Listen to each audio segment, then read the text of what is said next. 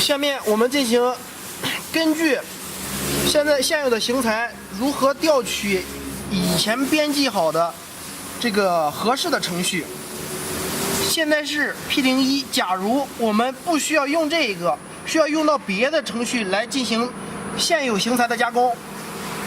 首先按下打开键。假如我们要选择这个 P07 的这一个程序，我们就在这个操作按面板上面按下 P07， 按确认按键。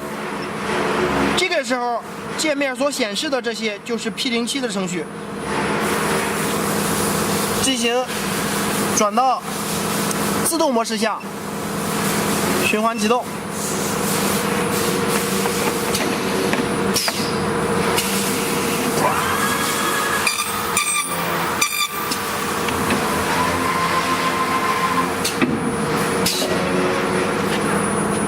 这个时候就是我们做的这一个